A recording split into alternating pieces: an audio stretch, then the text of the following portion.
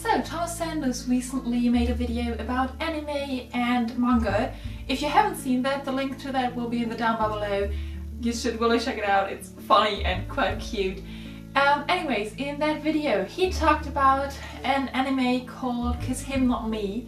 And I recently saw that and just thought, why not do a review of it? So first I'm going to try to keep it quite unspoilery. I'm just going to talk about general themes, some general impressions and thoughts, and then at some point later on I'm going to talk about some things in detail that will include spoilers, but don't worry, I'll warn you about that before it happens. So Kiss Him Not Me is, as I said, an anime. It's originally a Japanese manga. I think it has like 9 volumes, and the first of that now was filmed or animated as an anime, and I saw that first season, I guess. And it's basically about this girl, Kai Savinuma. I'm really sorry if I butcher the names. And she's quite a fangirl.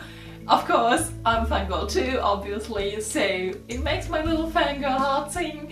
And basically she becomes very attractive in this first episode, and 4 guys and later on 1 girl kind of fall in love with her and fight over her and try to win her love.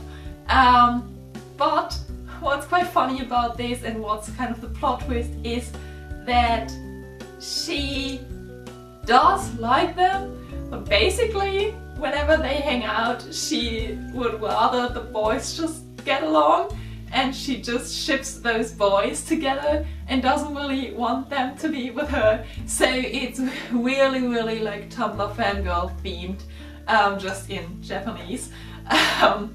And it's really quite cute.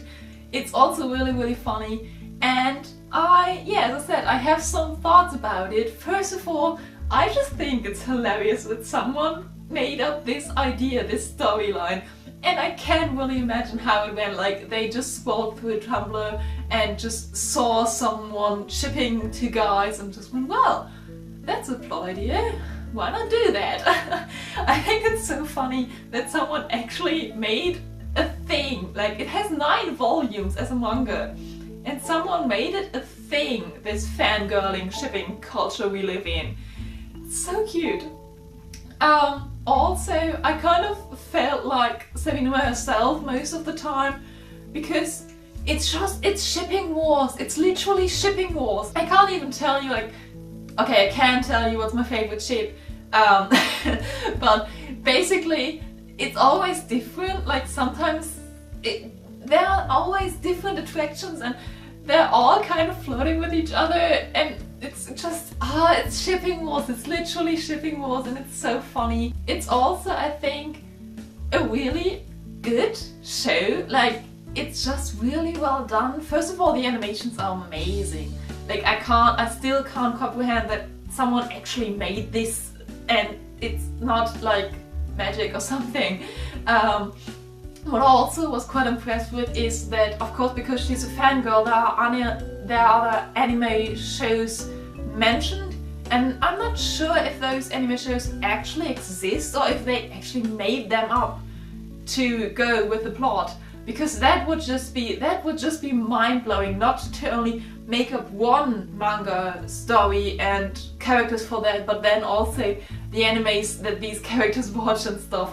That would be quite impressive. Also about the characters, first of all, it's not only like gay ships, but it's also pansexual and lesbian representation, so that's just amazing. Also, the character development as such is quite cool. I think there were 13 episodes only in this first season, but some of those characters, especially like the younger ones, for those of you who've seen it, maybe you know who I mean, they've developed quite a lot in this one season, and I think also the realizations about themselves and their relationships with each other are really realistic. Like, I can imagine living through this story myself and making these realizations and making these character changes and developments. So it's really realistic, but it's also quite deep at some points. They are also a bit funny, a bit offensive, But I think that makes the show so good that there are different characters. Like we have some characters that are stereotypically not so great and stereotypically really deep. So these characters kind of contrast, but as I said, the character development is just so great that at the end of this season they aren't completely different, but they have changed a bit, and they also have changed from the stereotypical character way, which I think is just wonderful. So yeah, I think that it with the non-spoiler thing. Now I'm going to talk about some things in detail, so if you do want to see the show and don't want to be spoiled, you should probably end this video now and maybe come back later. So, see you! And for those of you who don't mind spoilers or who've seen the show already, I also want to talk about some things I didn't like that much. Most of all about the rape scenes, because I felt like in nearly every episode there was some scene that could be considered rape, or at least non-consensual behavior in a general way.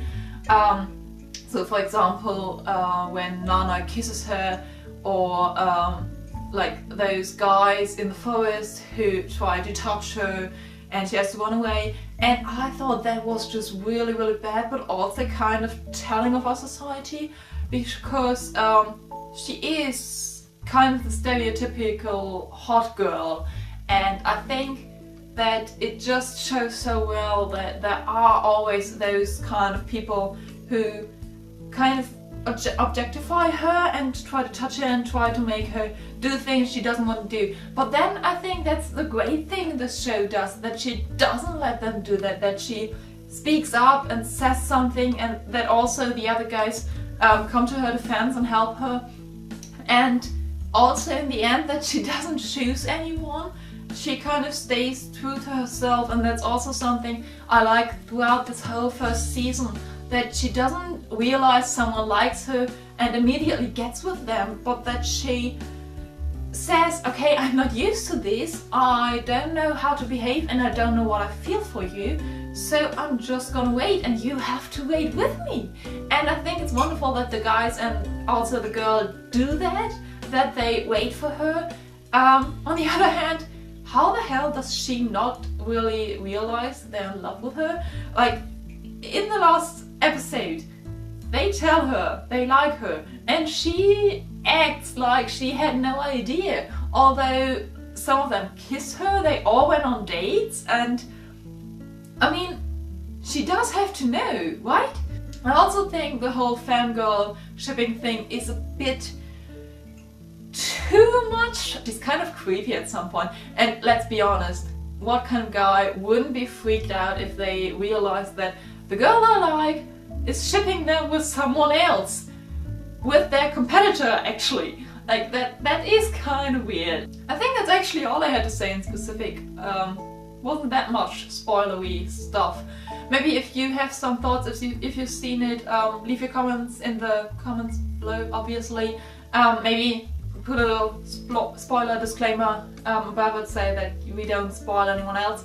But I'd love to talk about this show. I think this show really has potential to be the next big thing. I think it's just so with our time and with our culture, it could be really, really big. But yeah, I think that's actually it for this video. As I said, Thomas' video, if you haven't seen that, will be down below, and also the first episode of Kiss Him Not Me on YouTube will be in the down bar, so check those out if you want to. And yeah, sorry if this wasn't really your type of video, but I just wanted to talk about it because I was quite impressed with the show. I hope you always have a reason to smile. If you haven't yet, maybe check out the first episode. And I shall see you next week. Goodbye. Wow, this was really something. Bye!